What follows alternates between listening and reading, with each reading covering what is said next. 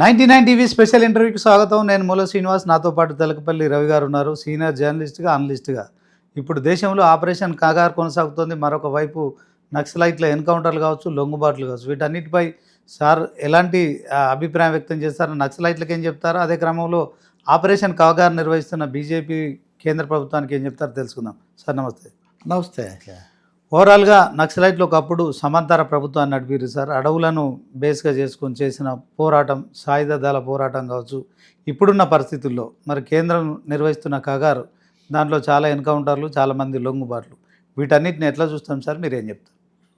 ఖచ్చితంగా ఈ ఆపరేషన్ కగార్ అనే పేరు పెట్టి ఏరివేత కార్యక్రమాలతో ఎన్కౌంటర్లతో నిర్మూలించాలనుకోవటం, ఇది మామూలుగా ఒక ప్రజాస్వామిక ప్రభుత్వం చేస్తుందా? చేయడం ద్వారా అసలు ప్రపంచంలో ఎక్కడైనా కానీ ఈ విధమైన కార్యక్రమాలు వీటిని పూర్తిగా బలప్రయోగంతో నిర్మూలించాలని చూస్తే మనకు చాలా తక్కువ ఉదాహరణలు కనిపిస్తాయి. చాలా కాలం పాటు వాటికి రాజకీయ సామాజిక కారణాలు ఉంటాయి. నక్సలైట్లు, మావోయిస్టులు, పీపుల్స్ ఫర్ రకరకాల పేర్లతో మారిన దశలు, అనేక దశల్లో వాళ్ళకి అనేక అనుభవాలు ఉన్నాయి. వాస్తవానికి ప్రభుత్వం ఏముంది, అన్ని పార్టీల్లో కూడా వాళ్ళ చేతుల్లో చనిపోయిన వాళ్ళు, హత్యకు గురైన వాళ్ళు, ఇటువంటి వాళ్ళు ఉన్నారు. కానీ ఏదైనా కానీ మిగిలిన ఉగ్రవాదులాగా వీళ్ళను పోల్చినటువంటి పరిస్థితి లేదు. ఎందుకంటే కొన్ని రాజకీయ సైద్ధాంతిక కారణాలని వీళ్ళు వెళ్ళారు. సో వీళ్ళని ఆ విధంగా ఎదుర్కోవచ్చు. అలాగే శాంతి భద్రతల పరిరక్షణకు సంబంధించి తప్పకుండా తగిన చర్యలు తీసుకొని ఉండొచ్చు. శాంతి భద్రతలు చేయొద్దని ఎవరు చెప్పలేదు. కానీ ఇక్కడ శాంతి భద్రతల పరిరక్షణ, లేకపోతే పౌరశాంతి, లేకపోతే ఒక జాతీయ వ్యూహం, రాజకీయ పాలనాపరమైన వ్యూహం కాకుండా కేవలం ఏరివేత వాళ్ళని మేము చేసేస్తామని వెళ్ళడం వల్ల ఇట్లాంటి పరిణామాలే వస్తాయి. ఇప్పుడు మీరు ఎవరు లొంగిపోయారు, ఎవరు చనిపోయారు, రెండిటికి రెండు రకాల అభిప్రాయాలు ఉన్నాయి. ఇప్పుడు ఉదాహరణకు మొన్న హిట్మాన్ చంపేస్తే ఆయన చాలా వీరుడు, ఆయన చేశారని కొంతమంది మాట్లాడుతున్నారు. హిట్మా అయినా ఇంకొకరైనా అందరి పట్ల ఒకటే సూత్రం వర్తిస్తుంది, ఎవరికి ఎలాంటి అభిప్రాయం ఉన్నా. ఖచ్చితంగా మీరు ప్రభుత్వం ఇప్పటికైనా ఆలోచించి దీనికి ఒక శాంతియుతమైన లేకపోతే ప్రజాస్వామికమైన ముగింపు తీసుకొని వస్తే చాలా బాగుంటుంది. దానికి చర్చలు జరపాలి, మాట్లాడాలి, మీలాంటి వాళ్ళందరినీ కూడా భాగస్వాములను చేయాలి. అంతేగాని వేరే మార్గం ఏముండదు. 1-2 సార్లు ఇంకెవ్వరు లేకుండా నిర్మూలించాము, చివరి మొక్కను కూడా పీకేసాము, ఇలాంటి ప్రకటనలు చేయడం వల్ల రాజకీయాల్లో అది దీర్ఘకాలంలో ఏమీ మంచి చేయదు. అంటే ఆపరేషన్ సింధూర్తో తీవ్రవాదాన్ని అణచిపెట్టే క్రమంలో, తీవ్రవాదంపై దాడి చేసే క్రమంలో దేశ ప్రజలంతా కేంద్ర ప్రభుత్వాన్ని స్వాగతించారు సార్. అదే క్రమంలో రాజకీయాల అతీతంగా పార్టీలు కూడా అన్నీ స్వాగతించాయి. దేశంలో ఉన్న ఏదైతే నక్సలైట్లు ఉన్నారో వీళ్ళని చర్చలకు పిలిచి, సో మీరేం చేయలేరు, ఏదైనా ఉంటే ప్రజలతో కలిసి పోరాటాలు చేయండి, ప్రజా సమస్యలు మా దృష్టికి తీసుకురావాలని చెప్పొచ్చు. కానీ అక్కడ జరగాల్సిన ఆపరేషన్ ఇక్కడ జరుగుతుందనే ప్రచారం కూడా జరుగుతుంది కదా సార్. దీన్ని ఎట్లా చూడొచ్చు? ఇప్పుడు ఆపరేషన్ సింధూర్ అనేది ఒక విదేశం మీద, అవును సార్, ఎప్పుడు కూడా ఒక శత్రు దేశంగా ఎప్పుడు యుద్ధాలు చేసుకునే దాని మీద ఇది జరిగింది సార్. రెండోది, మోదీ ప్రభుత్వం వచ్చిన తర్వాత పాకిస్తాన్ అనేది భారత రాజకీయాల్లో కూడా ఒక ప్రధాన అంశంగా తరచూ ప్రస్తావనకు వస్తుంది. పహల్గామ్ ఉగ్రవాద చర్య తర్వాత, హత్యాకాండ తర్వాత అందరిలో ఒక వ్యతిరేకత వచ్చింది. కానీ నిజానికి ఆపరేషన్ సింధూర్లో కూడా ఏం జరిగింది, ట్రంప్ చెప్తే ఆపేసామా, ఇలాంటి విషయాల్లో విపరీతమైన అస్పష్టత ఇప్పటికి కూడా ఉంది. నిన్న కూడా ఆయన చెప్తూ ఉన్నారు. ఆపరేషన్ సింధూర్లో సీజ్ ఫైర్ అనేది పాటించారు. అంటే అమెరికా జోక్యం ఒకటి వాళ్ళు చెప్పడం, ఇట్లాంటివి కనిపిస్తున్నాయి. రెండు వైపులా కొన్ని నష్టాలు ఉన్నాయి. ఏదైనా పాకిస్తాన్కు పాఠం చెప్పాలి, ఈ పద్ధతి మంచిది కాదు అనే దాంట్లో ఎవరికి భిన్నాభిప్రాయం లేదు. ఆపరేషన్ కగార్ విషయానికి వస్తే ఇది అంతర్గత సమస్య. అంతర్గత సమస్యలు అది నాగా తిరుగుబాటు అయినా, అస్సాం సమస్య అయినా, ఇంకో చోట అనేక చోట్ల అనేక రకాల సమస్యలు.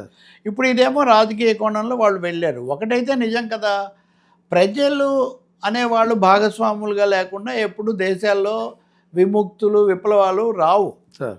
ప్రపంచంలో ఎక్కడ రాలేదు. ఇప్పుడు తుపాకీ కొట్టడం ద్వారా రాజ్యాధికారం సిద్ధిస్తుంది అన్నప్పుడు తుపాకీ కొట్టడం ద్వారా కాదు, ప్రజలు చైతన్యంతో భారీగా తరలివస్తే తెలంగాణ సాయుధ పోరాటంలో లాగా రోకలి బండలతో, కారం పొళ్లతో కూడా శత్రువులను తరిమి కొట్టే పరిస్థితి ఉంటుంది. సో మావోయిస్టులు, లేదా అంతకుముందు పీపుల్స్ వారు, లేదా నక్సలైట్లు ఏ పేరుతో చెప్పినా కానీ అప్పటి నుంచి విమర్శ ఉంది.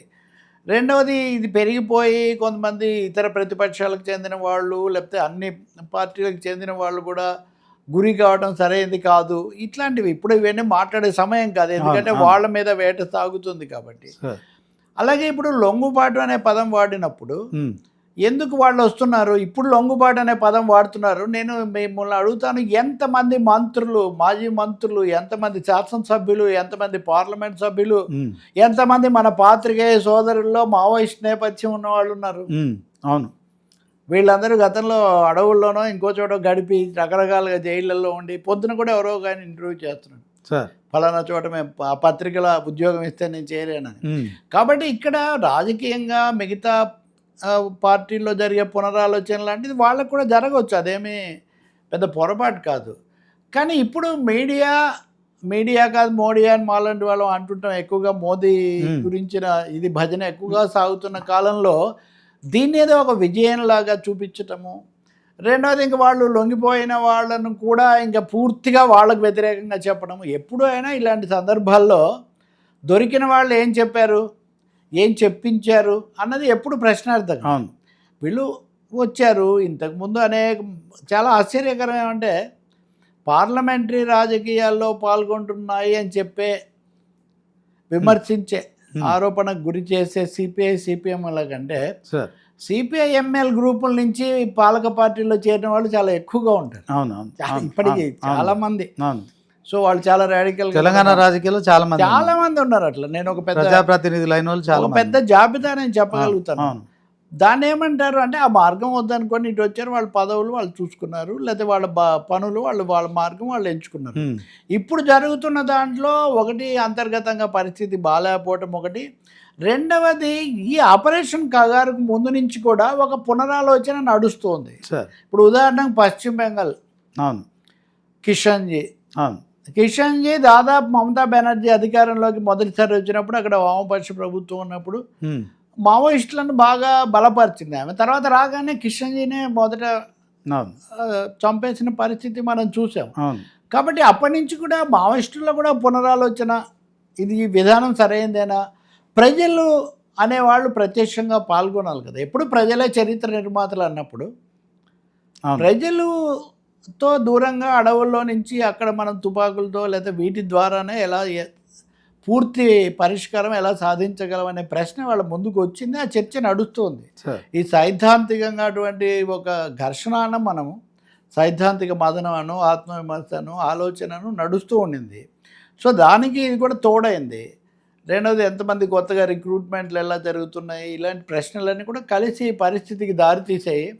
ఇప్పుడు కొంతమంది ఎవరైనా అవకాశవాదానికి పాల్పడి ద్రోహులుగా మారి ఉంటే అది వేరే విషయం. అది మొదటి నుంచి ఉంది. అది ఎప్పుడు ఇలాంటి చోట్ల ఉంటుంది. కానీ అలాంటి వాళ్ళు కాకుండా మామూలుగా మాకు ఆ జీవితం వద్దు, మేము ఇలా ఉంటామని ఎవరైనా అనుకొని వస్తే దాని గురించి పెద్ద వాళ్ళని ఏదో తీవ్రంగా తప్పుగా మాట్లాడాల్సిన అవసరం ఏమీ లేదు. గతంలో కంటే ఇప్పుడైతే ఖచ్చితంగా ఈ లొంగుబాట్లు అయితే ఎక్కువ సంఖ్యలో కొనసాగుతున్నాయి సార్. అదే క్రమంలో ఆపరేషన్ కగారు పేరుతో కూడా చాలామంది నక్సలైట్లు ఎన్కౌంటర్లో చనిపోయినట్టు వార్తలు చూస్తున్నాం సార్.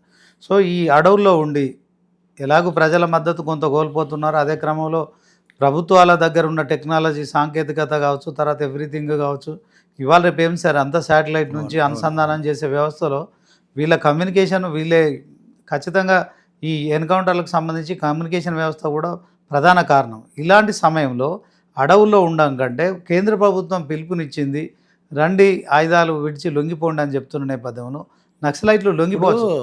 శ్రీనివాస్, ఇప్పుడు సమస్య సాంకేతిక నైపుణ్యం లేకనే అమెరికాలో WTC టవర్లను కొట్టారా సార్? ప్రపంచంలో చాలా చోట్ల చాలా ఘటనలు మనం చూస్తాం.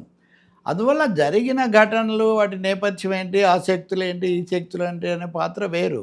మీరు సాంకేతిక నైపుణ్యం పెరుగుదలే ఒకే విషయం చూస్తే, అలాగే సామాజిక రాజకీయ చైతన్యం పెరగలేదా? ఈ సాంకేతిక పరికరాలతో వాళ్ళకి ఆ సమాచారం చేరవేసి వాళ్ళతో చర్చలు జరపడానికి రమ్మంటానికి మనం చేయొచ్చు కదా. మూడో విషయము, ఎన్కౌంటర్ల మీద ఎప్పుడో ఉదాహరణ గతంలో కూడా పుస్తకాలు రాసాము, వాటిని అనువాదం చేసాము, నివేదికలు ఉన్నాయి. పౌర స్పందన వేదిక వైఎస్ రాజశేఖర రెడ్డి ఉన్నప్పుడు జరిగిన చర్చల సమయంలో వాళ్ళు 3 సంపుటాలు విడుదల చేశారు. చాలా ఆశ్చర్యం, చర్చలకు వచ్చిన వాళ్ళని కూడా తర్వాత మళ్ళీ కాల్ చేశారు. సో ఇప్పుడు మీరు దిగ్బంధనం చేసినప్పుడు వాళ్ళని తెచ్చి మీరు లోపల పెట్టవచ్చు కదా, వాళ్ళని కాల్ చేయడం ఎందుకు సార్? ఎన్కౌంటర్ ప్రతి ఎన్కౌంటర్ నిజంగా ఎన్కౌంటర్ కాదని అందరికీ తెలుసు. ఎన్కౌంటర్లు గన్ కౌంటర్లు అని అప్పుడు నేను రాసా కూడా నా గమనం శీర్షికలో. కాబట్టి ఎన్కౌంటర్లు అనివార్యంగా ఎక్కడైనా జరిగితే ఇట్లాంటివి జరుగుతాయి అనుకోవటం వేరు, కానీ ఎన్కౌంటర్లను ఒక విధానంగా తీసుకొని చుట్టుముట్టి మేము నిర్మూలిస్తాము అనే విధానం ప్రభుత్వం తీసుకోవటం. ఎందుకంటే వాళ్ళ విధానం రైట్ అయినా తప్పైనా వాళ్ళు ప్రజల్లో భాగమే కదా. అవును సార్. కాబట్టి అలా చేసి ఉండాల్సింది. దాన్ని మటుకు ప్రభుత్వం ఒక కావాలని ఇప్పుడు వాళ్ళ సంగతి వదిలేయండి, పట్టణాల్లో మాట్లాడేవాళ్ళు విమర్శించేవాళ్ళని అర్బన్ నక్సల్స్ అని ఎందుకు అంటున్నారు? వీళ్ళు ఎప్పుడు పొరపాటున కూడా అక్కడికి పోయి అటువంటివి ఏం మాట్లాడలేదు. అంటే అర్బన్ నక్సల్ అనే పదం ఎందుకు పుట్టించారు? అంటే దేశంలో ఉన్న వామపక్షవాదులు మార్క్సిస్టులు అందరు నక్సల్స్ కాదని ప్రభుత్వానికి బాగా తెలుసు. కానీ అందరి మీద అర్బన్ నక్సల్స్ అనే ముద్ర ఎందుకు వేస్తున్నారు? కాబట్టి ఇవన్నీ ఒక ఏమనాలి, రాజకీయ ప్రయోజనాల కోసం పాలకవర్గాలు చేస్తున్న పని తప్ప నిజంగా ఇదే చాలా ప్రధానమైనటువంటి సమస్య అని కూడా కాదు. అందరూ అర్బన్ నక్సల్స్ అని కూడా కాదు. చాలా మందికి నక్సలైట్లలో ఎన్ని గ్రూపులు ఉన్నాయి అంటే, ఇప్పుడు నక్సలైట్ అంటలేదు, మావోయిస్టులు అనండి, లేకపోతే వీళ్ళల్లో ఎన్ని గ్రూపులు ఉన్నాయి, వాళ్ళ మధ్య ఏమేమి తేడాలు ఉన్నాయి, మీరేమైనా పాటిస్తున్నారా ఇవన్నీ మాట్లాడుతున్నప్పుడు? కాబట్టి ఇక్కడ జరగాల్సింది ఏంటంటే శాంతి భద్రతల పరిరక్షణ ప్రభుత్వాల బాధ్యత, దానికోసం చేయాల్సింది చేయొచ్చు. కానీ దీంతోపాటు సమాంతరంగా అడవుల్లో ఉన్న సంపద, ఖనిజ సంపద, భూములు, అడవుల ఉత్పత్తులు ఇవన్నీ కార్పొరేట్లకు ఇస్తున్నారు కదా. సో వాటిని కైవసం చేసుకోవడానికి కూడా ఇలా వెళ్తున్నారు అని. మావోయిస్టులు ఒక 5-6 చోట్ల అడవుల్లో ఉండొచ్చు, కానీ దేశంలో అన్ని చోట్ల అడవుల్లో ప్రకృతి సంపదలు కబలిస్తున్నారు కదా. కాబట్టి కార్పొరేట్ల కోసం కూడా వాళ్ళ కండిషన్స్లో ఇది ఒకటేనే, అందువల్ల కూడా ఇలా జరుగుతుందని. చివరిది ఏంటంటే, ఓకే సైద్ధాంతికంగా దీంతో సంబంధం లేకుండా వాళ్ళలో పునరాలోచన చేస్తున్న వాళ్ళు కాదు, ఇదే సరైనది అనుకునేవాళ్ళు, ఇంత చేసిన తర్వాత ఇప్పుడు లోబడిపోతే మంచిది కాదనుకునే వాళ్ళు రకరకాల ధోరణులు ఉన్నాయి. ఉదాహరణకు అభయ్ పేరుతో ఒక ప్రకటన వచ్చింది. ఆ రోజే నన్ను అడిగితే నేను చెప్పే దీనికి శాంక్టిటీ, దీన్ని అధికారికంగా తీసుకుంటామా తీసుకోమా అన్నది మన అవగాహన బట్టి ఆధారపడి ఉంటుంది. వాళ్ళుగా చెప్పే వరకు మనం ఒప్పుకోలేమని. ఇప్పుడు వాళ్ళు ఏమన్నారు తర్వాత, ఆయన అంతకుముందు కూడా చెప్తూ వచ్చాడు అంటే అది కూడా అంతవరకు ఒప్పుకుంటున్నాడు. ఇది అభయ్ అనే పేరుతో, జగన్ అనే పేరుతో, కిషన్ అనే పేరుతో రకరకాల వాళ్ళు ఇస్తూ ఉంటారు, అది ఫ్యాక్ట్. కాబట్టి వాళ్ళల్లో అంతర్గతంగా ఒక చర్చ జరుగుతూ వచ్చింది. కొంతమంది బయట నుంచి వచ్చి వేరే గ్రూపులుగా ఏర్పడ్డారు, ఇప్పుడు కొంతమంది వస్తున్నారు. వీళ్ళలో ఎవరు ఎలా ఉంటారు, ఎవరు ప్రజలతో ఉంటారు, ఎవరు ప్రభువులతో కలుస్తారు అన్నది భవిష్యత్తు మనకు చెప్తుంది. కానీ ప్రభుత్వం మటుకు ఒక రాజ్యాంగానికి లోబడి ఉండాలి కదా. అది ఇక్కడ జరగలేదు. పైగా రోజు సవాల్ విసిరినట్టు మార్చిలోపు తుడిచేస్తాము, ఇంకెవరు లేకుండా చేస్తాము, అది ఇదంటే మీరు అన్న సాంకేతికత మీకే కాదు వాళ్ళకు కూడా ఉంటుంది కదా. చాలా చాలా కథనాలు మనం సైబర్ వీటిలన్నీ చూస్తున్నాం కదా. కాబట్టి శాంతి సాధన వైపు అడుగులు వేయటం అనేది ఎప్పుడు ప్రభుత్వాలు. ఒకప్పుడు వైఎస్ రాజశేఖర రెడ్డి హయాంలో కూడా చర్చలకు అని పిలిచిరు, ఆ చర్చలు విఫలమైపోవడం కావచ్చు, ఆ తర్వాత చర్చల్లో ఉన్న వాళ్ళందరినీ కూడా ఎన్కౌంటర్ చేయడం కావచ్చు. అంటే మా ఊళ్ళో కొంత చర్చలు అనగానే కొంత సహజంగానే భయం ఉంటుంది సార్. ఆ భయం లేకుండా ఇప్పుడు కగార్ పేరు కంటే మాత్రం దేశంలో ఉన్న వీళ్ళు అంతర్గతంగా ఉన్న వ్యవస్థ, అంటే మనలో ఒక భాగంగా ఉన్న వాళ్ళు, ఎక్కడో అణిచివేత గురైన వాళ్ళు, తిరుగుబాటులోంచి వచ్చిన వాళ్ళు, ఈ తిరుగుబాటు లేకుండా మొన్న విమలకతో మాట్లాడినప్పుడు ఫోన్లో మాట్లాడారు సార్. మాట్లాడినప్పుడు ఆమె ఏమన్నదంటే, ఇంకా ఆదివాసీలకు సంబంధించిన సమస్యలు, వాళ్ళకి సంబంధించిన హక్కుల విషయంలో కేంద్రం చొరవ చూపట్లేదు, పోడు భూముల ఇష్యూ అలానే కొనసాగుతుందని ఆమె చెప్పారు. సో శ్రీనివాస్, ఇప్పుడు ఆదివాసీ సంఘాలు ఉన్నాయి, వ్యవసాయ కార్మిక సంఘాలు ఉన్నాయి, అనేకం జరుగుతున్నాయి. ఇప్పుడు ఉదాహరణకు ఆంధ్రప్రదేశ్లో నక్కపల్లిలో సెజ్ పెట్టవద్దని, లేకపోతే అల్లూరు సీతారామరాజు జిల్లాలో పలానా బాక్సైట్ తవ్వకాన్ని అనుమతించవద్దని చాలా చోట్ల చాలా జరిగాయి. అనేక సార్లు వెనక్కి కూడా పోయినాయి, మళ్ళీ ముందుకు వచ్చి ఇది నడుస్తూ ఉంటుంది. బట్ ఏం చేసినా ఆదివాసులు రావాలి కదా అక్కడ. ఇప్పుడు మన మీడియాలో వాళ్ళు చెప్పిన రోజులేమో కేవలం దీనివల్ల అది ఆగిందని చెప్తారు, తర్వాత ఏమో వీళ్ళు పూర్తిగా లేకుండా పోయారని చెప్తారు. సో బిగ్ మీడియాలో లేదా కార్పొరేట్ మీడియాలో ఇచ్చే చిత్రణ పూర్తి సమగ్రంగా ఉండదు. తప్పకుండా సమస్యలు ఉన్నాయి, ఇంకా చాలా కాలం కూడా ఉంటాయి, కొత్త సమస్యలు కూడా ఉత్పన్నం అవుతున్నాయి. అది కూడా కాకుండా రాజకీయంగా బీజేపీ లేదా ఎన్డీఏ ఈ ప్రభుత్వం దీని మీద విమర్శ, అంతర్జాతీయంగా ట్రంప్ వీటన్నిటి మీద ఉంటాయి. వీటన్నిటి మీద విస్తృతమైన ఉద్యమాలు కూడా నడుస్తున్నాయి కదా. ఉదాహరణకు రైతు ఉద్యమం దేశాన్ని ఒక ఊపు ఊపింది. మరి అది బహిరంగంగా జరిగిందే కదా. రైతులు రోడ్లను ముట్టడించేశారు, పార్లమెంట్ దగ్గరికి వెళ్ళారు. మరి అవన్నీ ప్రజా ఉద్యమాలు కాదా? ప్రజా ఉద్యమం అంటే అక్కడెక్కడో అడవుల్లో నుంచే చేయాలని కొంతమందికి, లేదా అదే గొప్ప అనుకుని తెలియకపోవడం వల్ల కొంతమంది చేయొచ్చు. మేము ఆ మార్గం పట్టుకుంటామన్న వాళ్ళు పట్టుకున్నారు. అది ఒక 40, 50, 60 ఏళ్ళు అయిన తర్వాత ఇప్పుడు వాళ్ళు కూడా పరిశీలించుకుంటున్నారు. వాళ్ళని పరిశీలించుకునే అవకాశం ఇవ్వాలి కదా ప్రభుత్వాలు, పౌర సమాజం. కానీ మేము వేటాడతాము, లేకపోతే నిర్మూలించేస్తాము, ఇంకా లేకుండా చేస్తామంటే రాష్ట్రాల మధ్య సమన్వయానికి కూడా ఏర్పాట్లు పెట్టారు. వీళ్ళందరూ 1-2 సార్లు హోంశాఖలు చర్చలు జరిపారు. సో వీళ్ళందరూ అనుకుంటే దాన్ని ఇంత నిర్మూలన చేయాలి, కాల్పులే మార్గం అనుకోవాల్సిన అవసరం లేదు. ఎన్కౌంటర్ల ద్వారానే నిర్మూలన ద్వారానే చేయాల్సినటువంటి అవసరం లేదు.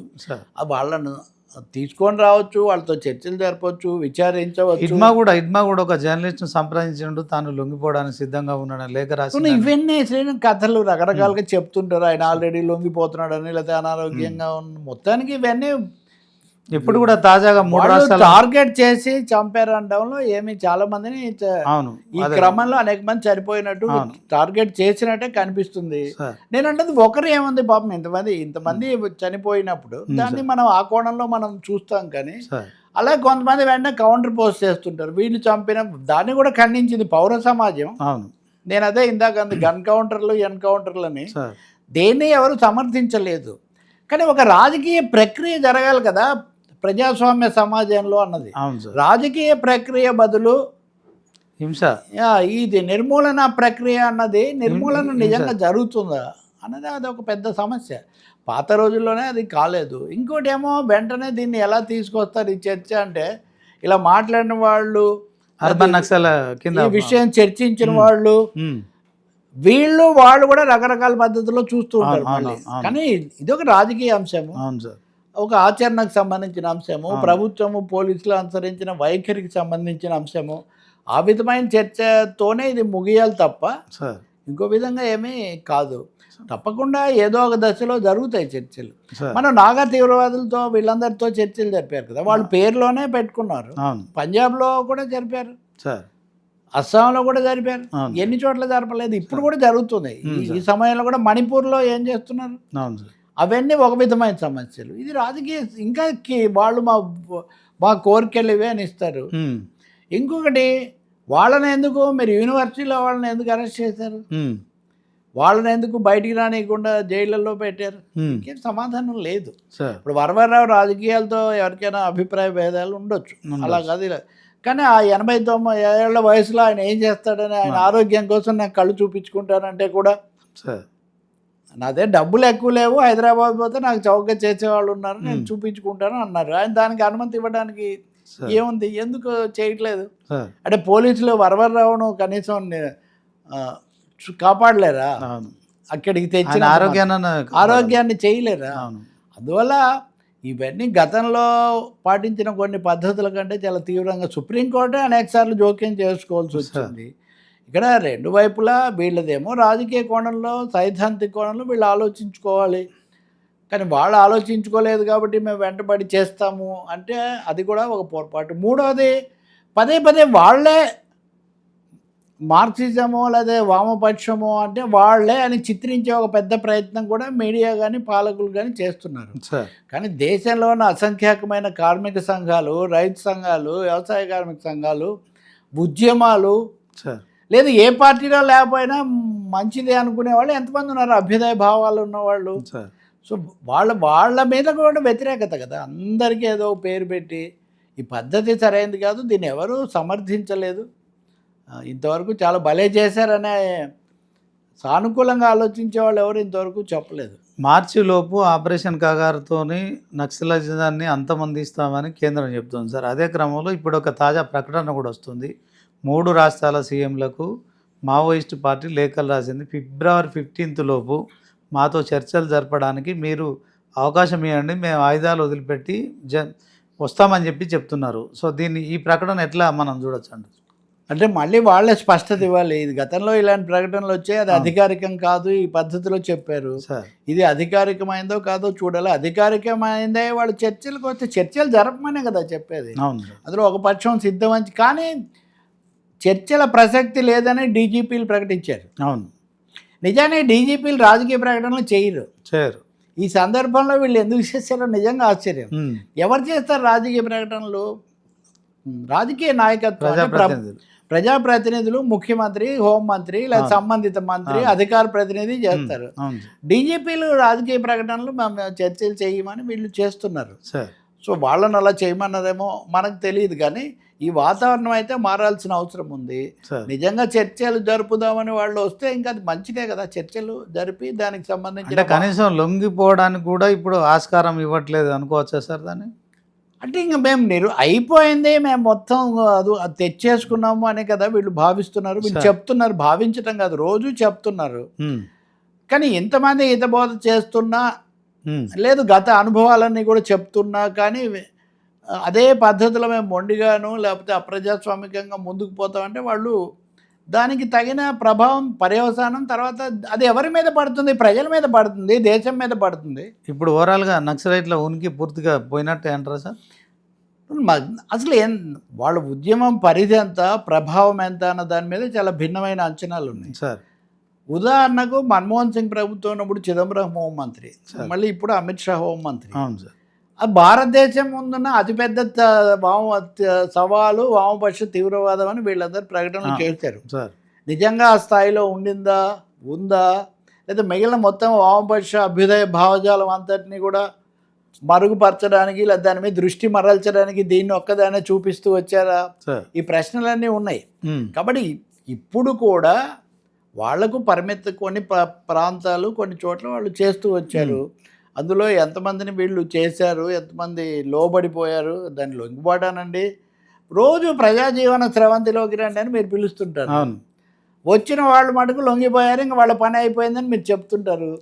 స్రవంతిలో కలుపుకునే విధానం ఇదేనండి. ప్రజా స్రవంతిలో కలుపుకోవటం అంటే మీరు చర్చలు జరగొద్దా? ఐ డోంట్ సైద్ధాంతికంగా మార్క్సిజం, మావోయిజం ఒకటి కాదు. మార్క్సిజం, లెనినిజం దానికి కొన్ని పద్ధతులు అవి ఉన్నాయి. ఎనీవే వాళ్ళతో స్రవంతిలోకి రప్పించడానికి తుపాకీతో మీరు రప్పిస్తారా? This is the biggest question. So మన పిలుపు అనేది నిజంగా మనం ప్రజాస్వామిక స్ఫూర్తితో ఇచ్చామనుకుంటే దాన్ని మనం నిజంగా వాళ్ళని ఆహ్వానించాలి. మీరు రండి, మేము ఇదేం లేదని చెప్పాలి. అసలు దానికి లొంగుబాటు అన్న మాట కూడా ఆహ్వానించడము, లొంగుబాటు రెండు ఒక చోట పొసుగుతాయా? కాదు కదా. భిన్నమైన వాళ్ళకు వాళ్ళు లొంగిపోతే వేరే విషయం. వాళ్ళకు వాళ్ళు మేము వదిలిపెట్టేస్తున్నాం. ఇప్పుడు ఉదాహరణకు ఆ ప్రకటించిన బహుమానం మాకే ఇవ్వండి అని అనేక మంది తీసుకున్నారు. వాళ్ళు వేరే అంటే ఏమనాలి, సరెండర్, ఇంగ్లీష్లో మనం సరెండర్ అవ్వటం అంటాం కదా ఎవరినైనా. అలా అంటే దొరికిపోవటం ఒక విధంగా చెప్పాలంటే. అలాంటి అర్థం తప్ప నిజంగా ఇంక అంతా అయిపోయారు, మీకు రెండే మార్గాలు, మీరు లొంగిపోవాలి లేకపోతే మేము కాల్ చేస్తాం. ఇప్పుడు దేశంలో నక్సలైట్లు కానీ మావోయిస్టులు సరే వీళ్ళు పరిష్కరించే సమస్యలు ఏమన్నా ఉన్నాయా సార్ వాళ్ళ అడవుల్లో ఉండి? మీరు మావోయిజము లేదా నక్సలైట్లు వాళ్ళ గురించి, వాళ్ళ పాత్ర గురించి చర్చించడానికి ఇది సమయం కాదు. ఖచ్చితంగా దాని మీద సైద్ధాంతికంగా అభిప్రాయాలు నాకు ఉన్నాయి. విస్తృతమైన ప్రజా ఉద్యమం లేకుండా, ప్రజలు పాల్గొనకుండా అడవుల్లో నుంచే ఎవరు సమస్యలు పరిష్కరిస్తారని నేను అనుకోను. గతంలో పరిష్కారమైన ఇప్పుడు విద్యుత్ శక్తి ఉద్యమం నడిచింది. బాలస్వామి వాళ్ళు చనిపోయారు ఆ రోజు. విద్యుత్ శక్తి ఉద్యమం ఎక్కడి నుంచి నడిచింది? నేను ఇందాక చెప్పిన రైతాంగ ఉద్యమం ఎక్కడి నుంచి నడిచింది? అనేక సార్లు మతోన్మాదాన్నో లేకపోతే కార్పొరేట్ శక్తులను ఎదుర్కోవడం ఎలా జరిగింది? కాబట్టి విస్తారమైన ప్రజా శ్రేణులు కదలకుండా సమాజంలో రాజకీయ మార్పులు, విప్లవాలు సాధ్యం కావు. అందులో ఇప్పుడు నేను చెప్పడం కాదు, లెనిన్ వాళ్ళ అన్న గురించి ఆ రోజుల్లోనే చెప్పాడు. అన్నయ్య నిన్ను గౌరవిస్తాను, ఎందుకంటే లెనిన్ సోదరుడు అన్నయ్య జార్జ్ చక్రవర్తి మీద కాల్పులు జరిపాడు. అతన్ని పట్టుకుని ఉరి తీశారు. అన్నయ్య నిన్ను గౌరవిస్తాను, కానీ నీ మార్గంతో నేను ఏకీభవించను అన్నాడు లెనిన్. ఆయన సరైన వ్యూహాలు ఏవైనా అనుసరించి అక్కడ విప్లవం తీసుకొచ్చాడు. తర్వాత సరే ఒక 75 ఏళ్ల తర్వాత అది దెబ్బతిన్నది, ఎదురు దెబ్బతిన్నది, విచ్ఛిన్నమైన అది వేరే అనుభవాలు అవన్నీ. కాబట్టి ఇక్కడ ఆ ఉద్యమం పట్ల ఓకే మిమ్మల్ని మేము అర్థం చేసుకోగలము లేదా గౌరవం ఉంది అని చెప్పడం వేరు, చేసినవన్నీ సరైనవే లేదా అది సరైనది కాదా అని ఇప్పుడు ఇది సమయం కాదు. ఎందుకంటే ఇప్పుడు మనం కోరుకోవాల్సింది శాంతి. శాంతి జరగాలి, రెండోది ఈ పద్ధతి మారాలి, చర్చలు జరగాలి, ఎవరు ఎవరిని చంపే పరిస్థితి ఉండకూడదు. ఇంకొకటి ప్రజా ఉద్యమాలు విప్లవాలు జయప్రదం కావడం అనేది ఆయుధం మీద ఆధారపడి ఉంటుంది, ఆశయం మీద ఆధారపడి ఉంటుంది. అవును, ఆశయాన్ని అనుసరించే వాళ్ళ యొక్క బలం మీద, కదలిక మీద, ఎత్తుగడలు, వాళ్ళ ప్రతివ్యూహాల మీద అది ఆధారపడి ఉంటుంది. అందులో తుపాకులు కూడా ఉండొచ్చు. ప్రజలందరు కదిలితే తుపాకులు అక్కర్లేదు, చీపురు కట్టలతో కూడా పాలక వర్గాలను చాలాసార్లు చూసాం కదా మనం. అవునవును సార్. బండి వెనక బండి కట్టి 16 బండ్లు కట్టి ఏ బండిలో పోతావు అని అన్నప్పుడు సార్ అదేమి తుపాకుల కార్యక్రమం కాదు, తుపాకులు కూడా ఉన్నాయి. కాబట్టి ప్రశ్న అసలు ఆయుధాన్ని గురించింది కాదు, ఆశయాన్ని గురించిన ప్రశ్న ఇక్కడ. కానీ దాన్ని వీళ్ళు చాలా రోజులు పాలక పార్టీలు వాళ్ళ పద్ధతులు వాళ్ళు ఉపయోగించుకున్నంతకాలం ఉపయోగించుకున్నారు. ఇప్పుడు మిగతా అందరి మీద అణచివేతలు, ఆంక్షలు వచ్చినట్టే దాని మీద కూడా ఈ వేట సాగుతోంది. ఈ ఆపరేషన్ కగార్ అనే ఒక పేరు పెట్టి బహుశా ఇది ముగింపుకు వచ్చినట్టే కనిపిస్తుంది. లోపల వాళ్ళ ఆశయాలు, వాళ్ళ ఆలోచనలు, వాటిని నియంత్రించే కార్యక్రమం చేయాలి తప్ప ఆపరేషన్ కగారు కాదు. అంతే కదా, ఆపరేషన్ కగారు మీరు చేస్తారు, కాల్పులు జరుపుతారు, లేకపోతే అయిపోయిందని గతంలో చాలాసార్లు ప్రకటించాను, జరగలేదు. కాబట్టి శాంతి నెలకొనాలని నేను కోరుకుంటాను. శాంతి నెలకొనాలి, సాధారణ పరిస్థితులు రావాలి. మూడవది వాళ్ళు లేవనెత్తిన సమస్యల్లో నిజంగా ప్రజలకు, పేదలకు సంబంధించిన అంశాలు ఉంటే వాటిని తప్పకుండా ఉంటాయి, వాటిని పరిష్కారం చేసేటటువంటి. ఎందుకు రాజశేఖర రెడ్డి చర్చలు జరిపినప్పుడు వాళ్ళ ప్రతినిధి వర్గం వస్తే ప్రజలు చాలామంది వెళ్ళి వాళ్ళకు మెమరాండాలు ఇచ్చారు, రామకృష్ణకు వీళ్ళందరికీ. ఎందుకని ప్రజలు ఏం కోరుకుంటారు, తమకు మేలు జరగాలి, తమ సమస్యలు పరిష్కారం కావాలి, తమ బతకాలి అని కోరుకుంటారు, అంతే కదా. కాబట్టి ఎవరు ఏ ఉద్యమం చేసినా పరమార్థం లేదా అంతిమ లక్ష్యం ఏంటంటే ప్రజాశ్రేయస్సు, ప్రజలకు విముక్తి కలగడం. ఆపరేషన్ కగారు యొక్క లక్ష్యం ఏంటి సార్, చెప్పగలుగుతారా? ఆపరేషన్ కగారు అమిత్ షా గారు చెప్పాలి. ఆపరేషన్ కగారు యొక్క లక్ష్యం సార్ ఒక విధంగా చెప్పాలంటే కార్పొరేట్లు అడవులను, ప్రకృతి వనరులను కొల్లగొట్టడానికి ఎలాంటి ఆటంకం లేకుండా యథేచ్ఛగా చేయటం. వాళ్ళు లోపల ఉన్నారు కాబట్టి వాళ్ళ మీద తుపాకులు, బయట ఉన్న వాళ్ళ మీద కూడా సమ్మెలు వీళ్ళైతే ఉద్యమాలు ఏం చేయనీయట్లేదు కదా. ఇప్పుడు ఉదాహరణకు నిన్న లేబర్ కోడ్, అవును, 29 కోడ్లలో నిబంధనలు ఉంటే వాటిని 4 కోడ్లకు తెస్తారా? Ease of doing business, ease of setting company, ease of working లేదా, ease of working, ease of labour లేదా, ఈజ్ ఆఫ్ పూర్ మ్యాన్ లేదా, ఈజ్ ఆఫ్ ఏ ఫార్మర్ లేదా, వీటి గురించి ఎప్పుడన్నా ఏమైనా కోడ్లు ప్రకటించారా?